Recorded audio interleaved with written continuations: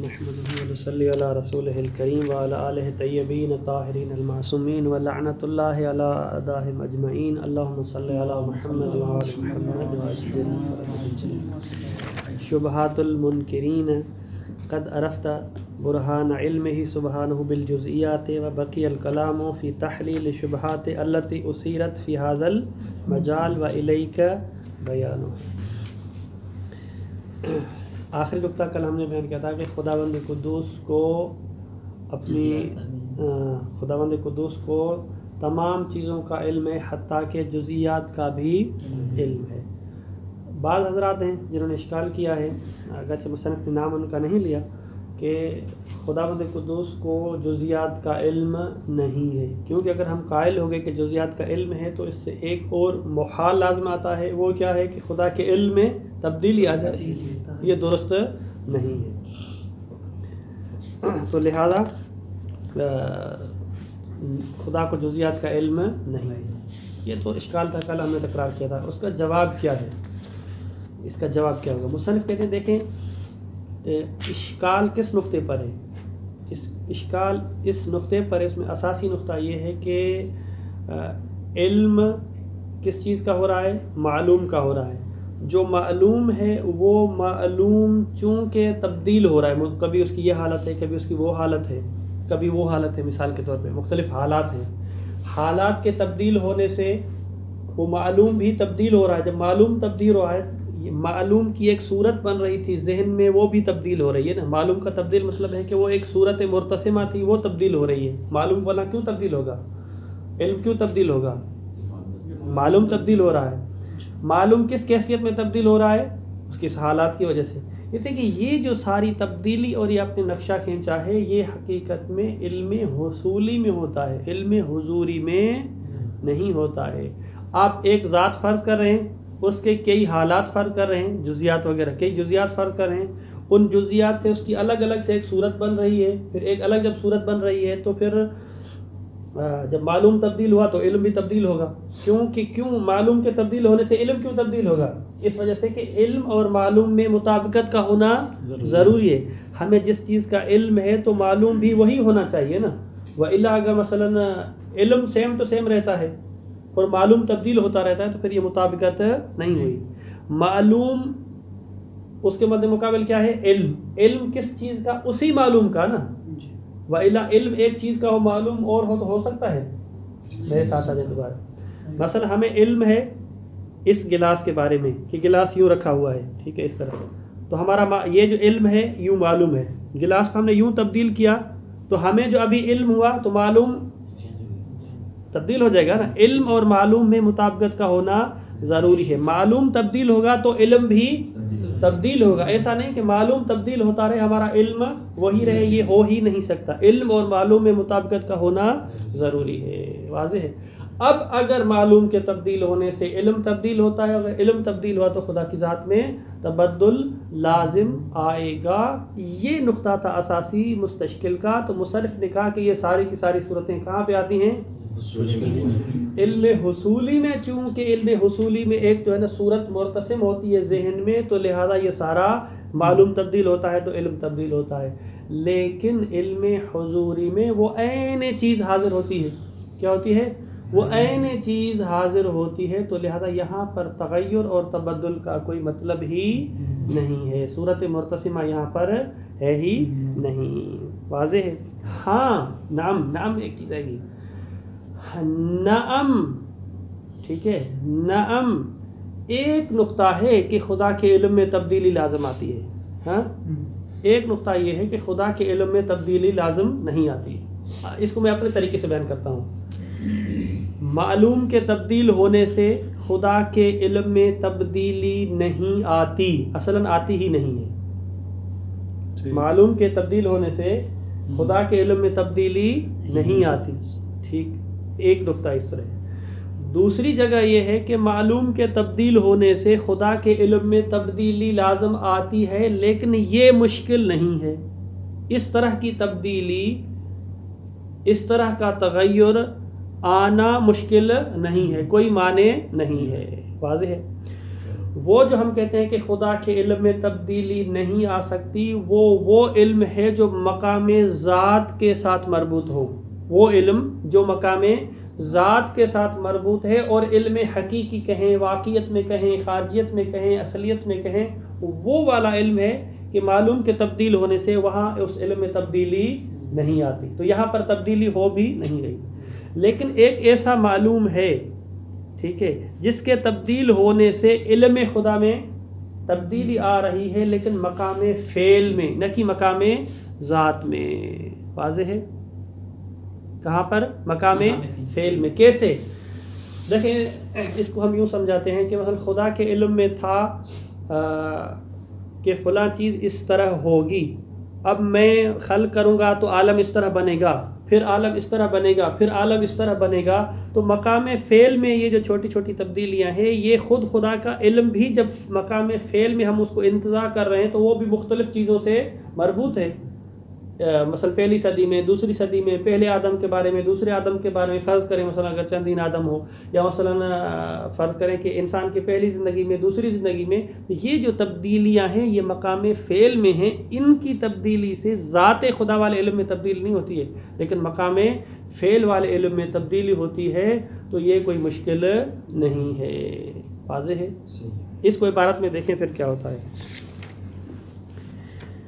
العلم بالجزیات، اس عبارت میں آ جائیں۔ العلم بالجزیات یلازم التغیر، پہلا اشکال ہے فی علمہ تعالی، اگر جزیات کا علم ہو خدا کو تو اس کا لازمہ یہ ہے کہ خدا کے علم میں تغیر لازم آ رہا ہے۔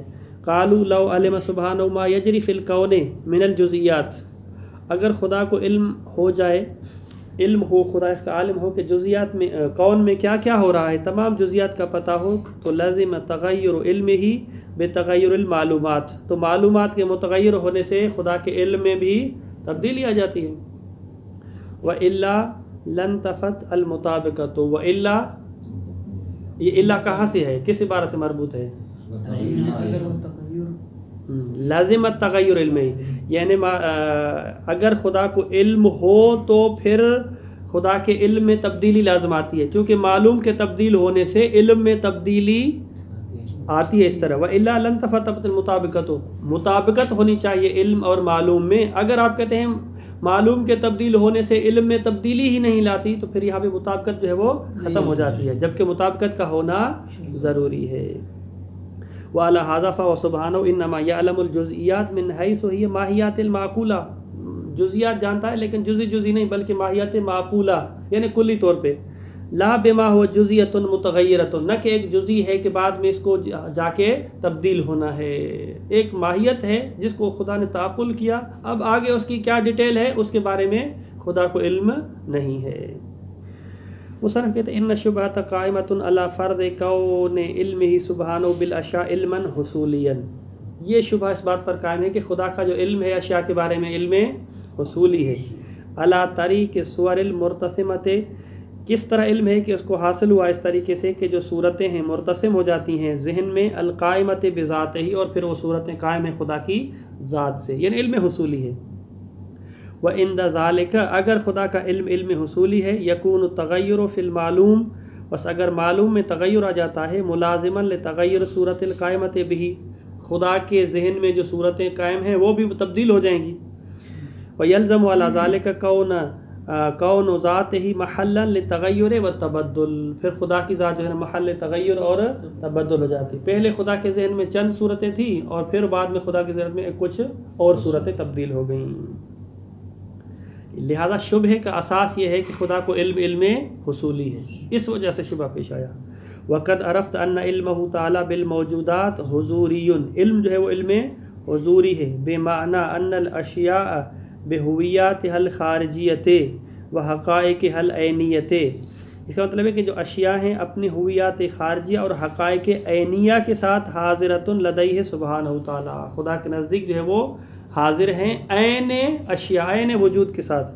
فلا مانع من القول بطروء التغیر علی علمہ سبحانہ اسر طروء التغیر علی الموجودات العینیت، تو فلا مانع من القول، اگر کوئی شخص اس بات کا قائل ہو جاتا ہے، اگر کوئی شخص اس بات کا قائل ہو جاتا ہے کہ خدا کے علم میں تغیر آ جاتا ہے، یعنی خدا کا علم تبدیل ہو گیا، کوئی مشکل نہیں ہے۔ کیسے؟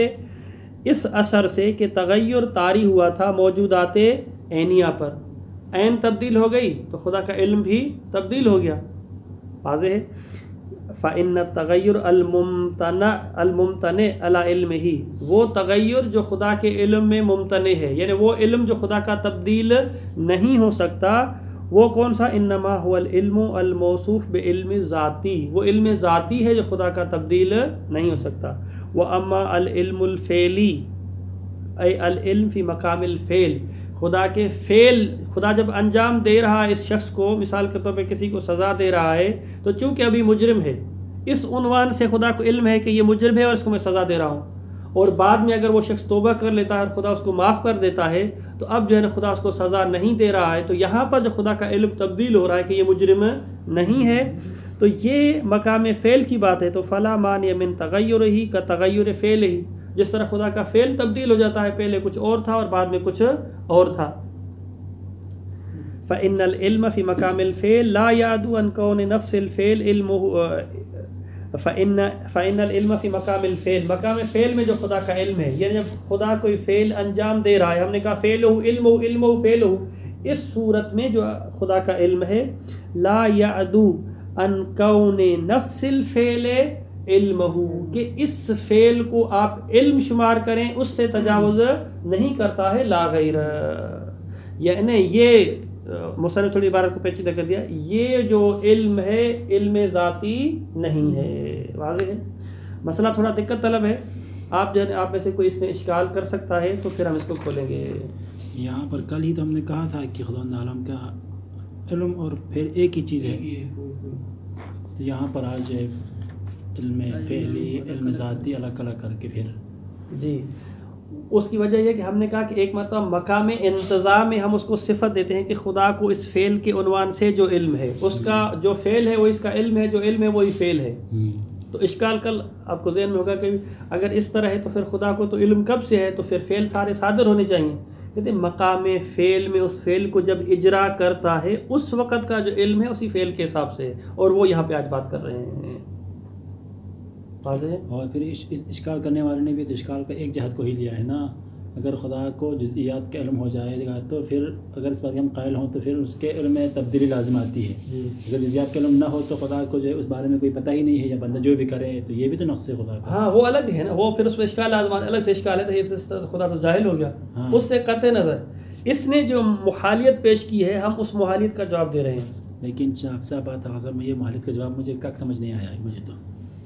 جی، جس طرح کہ ایک واقعہ رزق دینا خدا کے فعل میں سے ہے نا، جی، کہ ایک شخص نے کہا کہ رزق کہاں سے آتا ہے، تو امام علیہ السلام نے کہا خدا کی طرف سے آتا ہے۔ اس نے کہا پھر ہمیں جو ہے نا پھر محنت کرنے کی ضرورت ہے۔ بھائی جزئیات کا علم جو ہے وہ جزئیات چونکہ تبدیل ہوتی رہتی ہیں، اس کی مثال وہ لے لیں جناب موسیٰ والا واقعہ کہ اس شخص کی جو موت ہے وہ یہ شادی والے پہلے دن مر جائے گا، وہ والی جو واقعہ ہے۔ ہاں، تو یہ خدا کو علم ہے یا نہیں ہے؟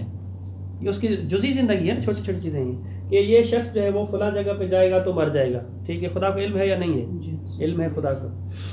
اچھا، بعد میں وہ صدقہ دیتا ہے تو وہ نہیں مرتا، یہ بھی ایک الگ جزئی ہے نا، بالکل ٹھیک ہے، الگ جزئی ہے۔ اب اس نے کیا سوچا، کیسے کیا، یہ ساری کی ساری جزئیات ہیں۔ تو اگر آپ کہتے ہیں کہ خدا کو اس شخص کی چھوٹی چھوٹی چیزوں کے بارے میں علم ہے، تو پہلے جو علم تھا خدا کا وہ یہ تھا کہ بچ جائے گا اور مر جائے گا، ٹھیک ہے۔ اگر اگلا بھی علم ہو، پہلے جب اس کو علم تھا خدا کو کہ یہ مر جائے گا، تو یہ اس کے ذہن میں ایک تصویر بنی ہوئی تھی اس کے مرنے کی کہ بندہ جو ہے نا مرا ہوا ہے، بھائی یہ خدا کے ذہن میں نقش تھا، ٹھیک ہے، اس طرح تھے۔ اب اگر فرض کریں بعد میں اس کو وہ بھی علم ہے، تو اب جب دوسرا علم آیا تو پہلی صورت کیا ہو گئی؟ ڈیلیٹ ہو گئی۔ کون سی آ گئی؟ ابھی دوسری صورت آ گئی۔ دوسری صورت کیا ہے؟ کہ وہ زندہ ہے۔ تو اس کا مطلب ہے کہ خدا کے ذہن کے اندر تبدیلی آ گئی کہ پہلے مر گیا تھا، اب جو ہے وہ زندہ ہو گیا ہے۔ ہم نے کیا کہا کہ نہیں، یہ جو تصاویر کا آپ صورت بنا رہے ہیں یہ علم حصولی میں ہوتا ہے۔ خدا کے نزدیک وہ پورے کا پورا بندہ حاضر ہے، وہ جو پورے کا پورا بندہ حاضر ہے وہ علم حضوری ہے۔ رہی بات یہ کہ اس کے مقام فعل میں جو علم ہے اس میں تبدیلی آتی ہے کہ پہلے یہ بھی خدا کا فعل ہے نا، حیات دینا کس کو؟ لحظہ بے لحظہ حیات دینا کس کو ہے؟ یہ جو مقام فعل میں خدا کو علم ہے کہ یہ اب نہیں یہ اب مرے گا، یہ اب مرے گا. ٹھیک ہے, یہ کہاں پر مقام فعل میں ہے کہ جب فعل خداوند قدوس اس کو اس مرحلے پہ لے کے آ رہا ہے, اس مرحلے پہ لے کے آ رہا ہے کہ یہ شخص کیا ہے, مرے گا. اب اگلا فعل کیا ہوا, خدا کا تبدیل ہو گیا نا. ہاں, خدا کا فعل تبدیل ہوا, نہیں ہوا تبدیل ہوا, تو اس کو زندگی دی. تو اس فعل کے تبدیل ہونے سے جو علم تبدیل ہوتا ہے یہ مقام فعل والا علم ہے, لہذا اس قسم کے تبدیلی آنے میں کوئی مشکل نہیں ہے. اگر ہم پہلے سے یہ کہیں کہ خدا کو جو ہے یہ بھی مطلب وہ صدقہ دے گا تو بچ جائے گا, یہ سارا کچھ خدا کو پہلے علم میں تھا, یعنی خدا کو جو بھی علم ہے اس کا متحقق ہونا واجب ہے ظاہر میں. اب اس کو تھوڑا سا اور کہیں نا, ہم نے جب کہا تھا کل کہ اس کا علم اس کا فعل, اس کا فعل اس کا علم ہے.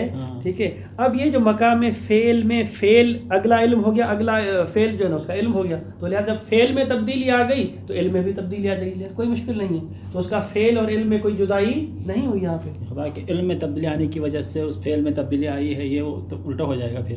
نہیں, فعل میں تبدیلی آنے سے اس کے علم میں تبدیلی آ گئی, کیونکہ حقیقت میں یہ تسامح ہے ہماری عبارت میں, حقیقت میں کہ اس کے فعل میں تبدیلی آنے سے خدا کے علم میں تبدیلی آ گئی, یہ اصل ہے. ہم نے کہا فعل اس کا علم ہے, علم اس کا فعل ہے, یعنی فعل تبدیل ہوا یعنی علم تبدیل ہوا, یوں ہے اس طرح سے. یہی تبدیل ہوا, جب ہوا تو پھر مسئلہ پیش آ گیا نا, سب یہیں پر تھا.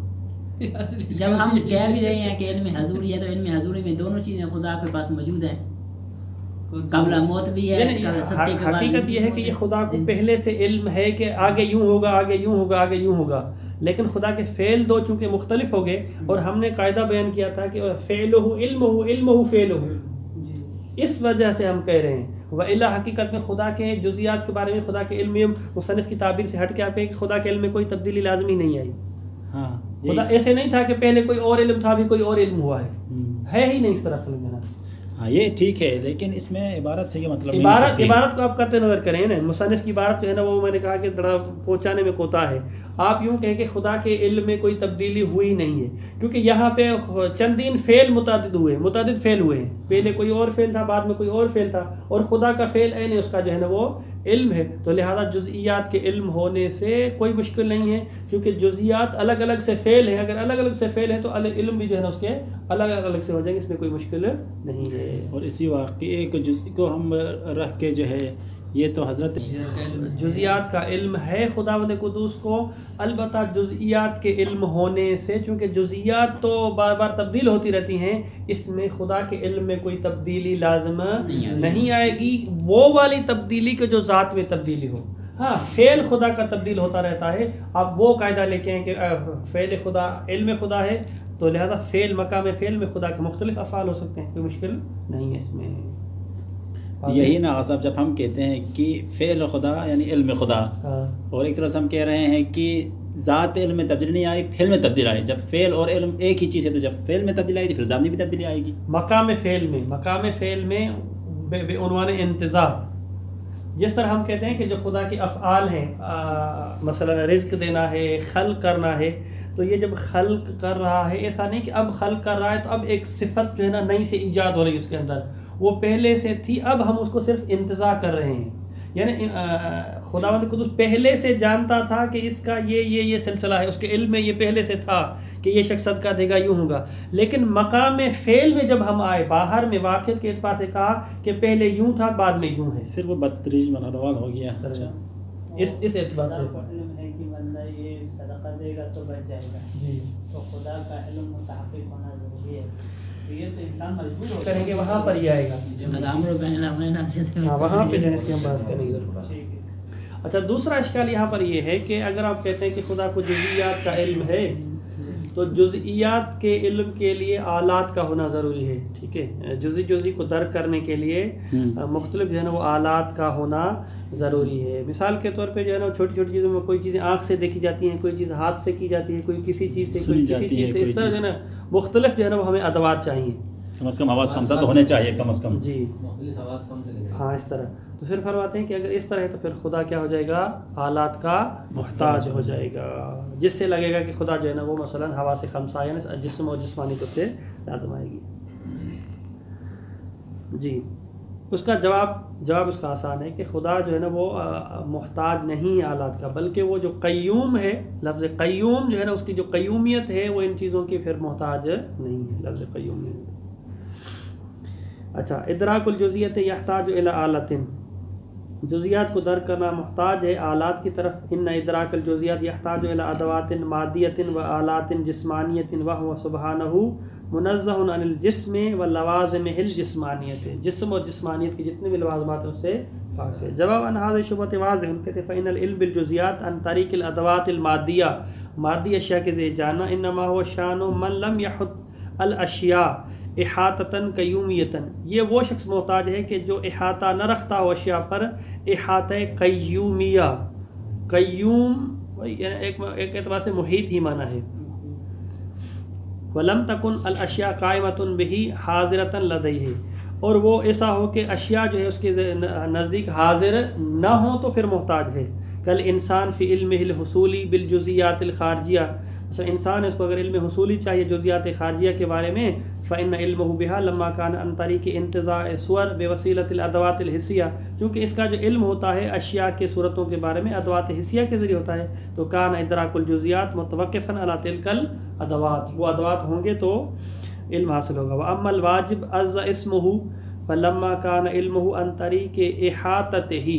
اس کا علم احاطے کے عنوان سے بالاشیاء وقیامها به قیاما حقیقیا نہ کہ جو ہے وہ قیام مجازی ہے اور ادوات کی طرح ہے. فلا يتوقف علمه بها على الادوات واعمالها. ادوات اور ان کے اعمال کرنے سے محتاج نہیں ہے. یہ مشکل نہیں ہے کہ بھئی ادوات کا ہوتا ہے خدا کو جاننے کی ضرورت نہیں ہے.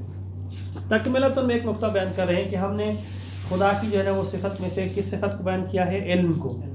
کچھ اور بھی خدا کی صفات ہیں صفات ثبوتیہ جیسے سمیع ہونا ہے علیم ہونا ہے. ٹھیک سمیع ہے علیم ہے بصیر ہے. حقیقت میں یہ جو صفات ہیں سمیع علیم تو ہوگی نا سمیع اور بصیر یہ جو ہے نا سمیع اور بصیر ہونا بھی پلٹتی ہیں علم کی طرف.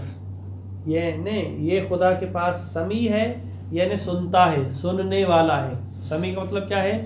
سننے والا ہے. جو بھی آواز ہے اس کو خدا سنتا ہے. اور بصیر کا مطلب کیا ہے؟ دیکھتا ہے یعنی جو بھی دیکھنے والی چیزیں ہیں اس کو دیکھتا ہے. حقیقت میں خدا کا دیکھنا آنکھوں کے دیکھنے کی طرح نہیں ہے سننا کانوں کے سننے کی طرح نہیں ہے بلکہ اچھا ہم جب سنتے ہیں سننے کے بعد ہمیں کیا ہوتا ہے؟ کوئی چیز سنی تو پھر اس کا نتیجہ کیا ہوتا ہے؟ یعنی ایک ہمارے معلومات میں ایک بات آ گئی نا ہمارے ذہن میں علم آ گیا سننے کے بعد. سننا ایک جو ہے نا وہ ٹریک اور طریقہ تھا. ہم نے کوئی چیز سنی یعنی کان تھے مثال کے طور پہ جو ہے نا وہ یہ جو ہمارا کان ہے اس کا فنکشن کیا ہوتا ہے؟ یہ یوں کیوں ہے؟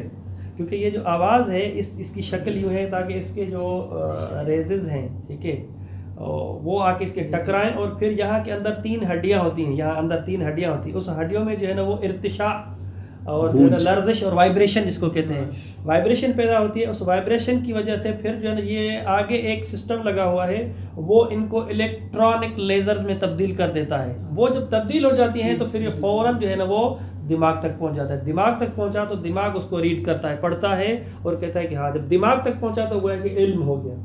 کیا ہو گیا؟ علم ہو گیا. تو اس کا مطلب ہے کہ سماعت حقیقت میں یہ سارے جو پروسیس تھا جو سارا سلسلہ تھا وہ دماغ کو علم پہنچانا ہے کہ ہاں بھائی آغا اشرف نے یہ کہا ٹھیک ہے.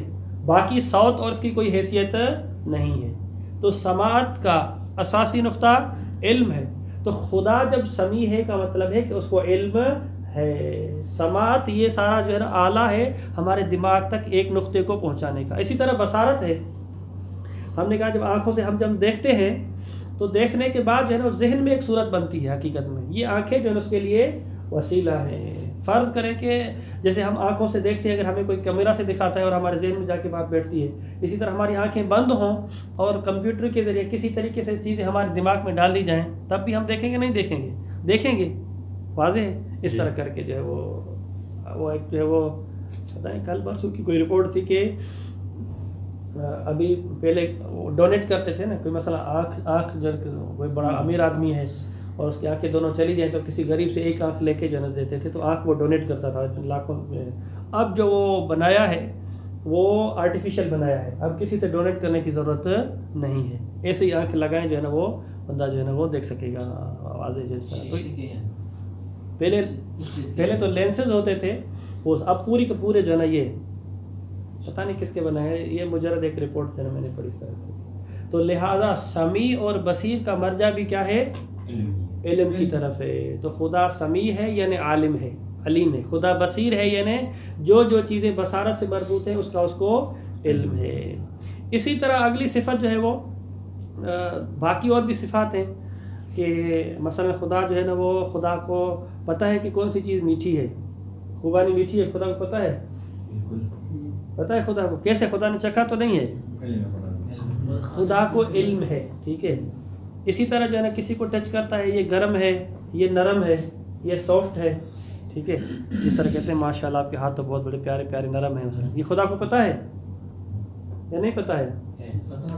یہ ساری جتنی بھی صفات ہیں یہ سب اب خدا کے ساتھ جو ہے نا متصف کر سکتے ہیں. منتہا چونکہ ہم خدا کو نہیں کہہ سکتے ہیں کہ لامس ہے، خدا کو نہیں کہہ سکتے ہیں کہ مثلا ذائق ہے. اور اسی طرح جو ہے نا وہ دوسری کیا جو ہے نا صفت ہوگی اس کی جو ہے نا وہ سونگھنے والی صفت ہے نا، ہاں شامن ہے. ٹھیک ہے. شام جو ہے نا شمیم بھی اب جو ہے نا اس سے کم ہوتا ہے لیکن شامن ٹھیک ہے وہ یعنی سونگھتا ہے. اگر آپ کہیں کہ خدا کو پتہ نہیں ہے یعنی بو کا ہے نا کون سی جو ہے نا بو ٹھیک ہے غلط ہے، تو پھر اس کا مطلب ہے کہ خدا میں ایک نقص ہے، نہیں پتہ خدا کو جو ہے نا. یا مثلا میٹھے اور کڑوے کا، اسی طرح جو ہے نا وہ سافٹ اور جو ہے وہ ہارڈ کا، گرم اور اس کا پتہ نہیں ہے.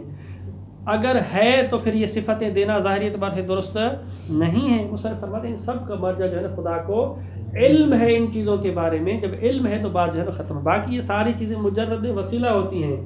ہم جو ہے نا وہ اصل میں ناک بنائیے تاکہ ہم جو ہے نا وہ سونگھیں.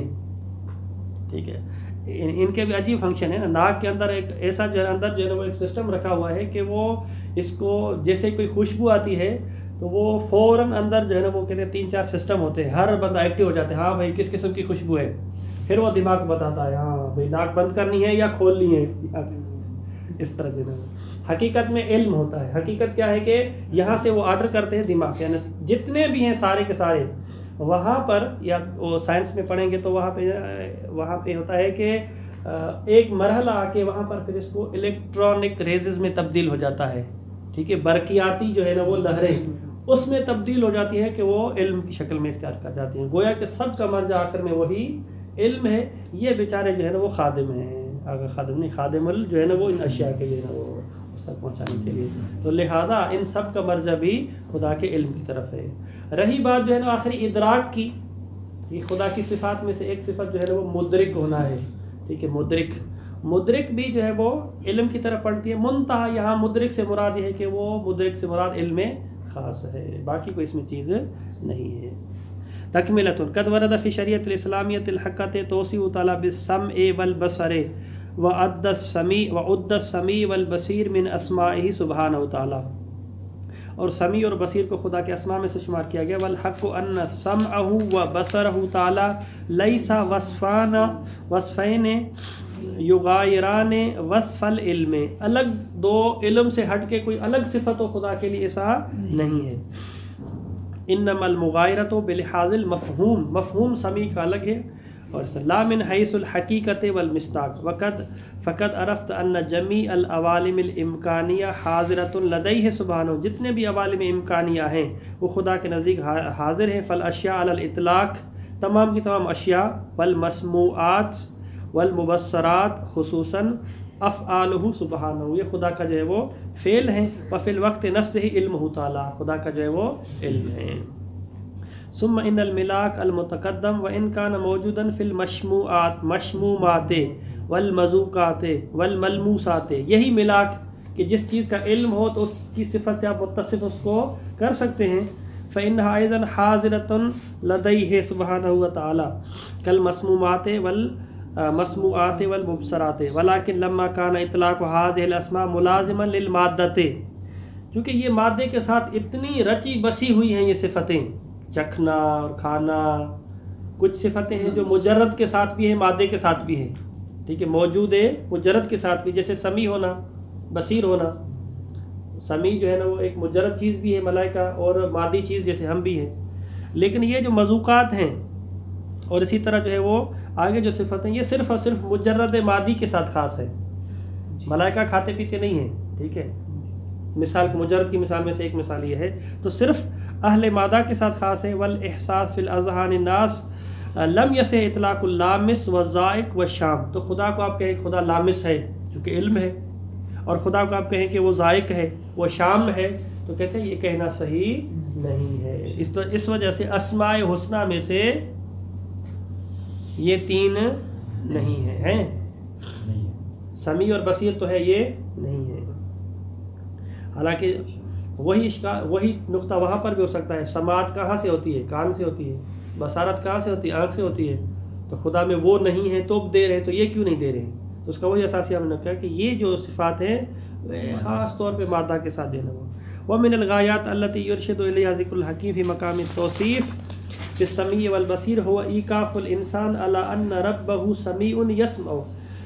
اصل میں سمیع اور بصیر کو قرآن مجید میں بار بار اس وجہ سے ذکر کیا گیا ہے تاکہ انسان کو آگاہ کیا جائے اس بات پر کہ جو اس کا رب ہے وہ سمیع بھی ہے. یسمع ما یتلفظ من کلام، زبان کو سنبھال کے بات کرنی چاہیے. وَإِلَّا جو ہے نا وہ وَإِلَّا اس کو تھوڑا سٹاپ کریں. سمیع المتکلمین قد ادى الادراک من صفات تعالی والمدرک بصیغۃ الفاعل من اسماءہ. بعض متکلمین کہتے ہیں کہ ادراک جو ہے خدا کی صفات میں سے، مدرک جو ہے وہ اسماء حسنہ میں سے. طبعا لقولہ سبحانہ لا تدرکہ الابصار وهو يدرك الابصار وهو اللطیف الخبیر.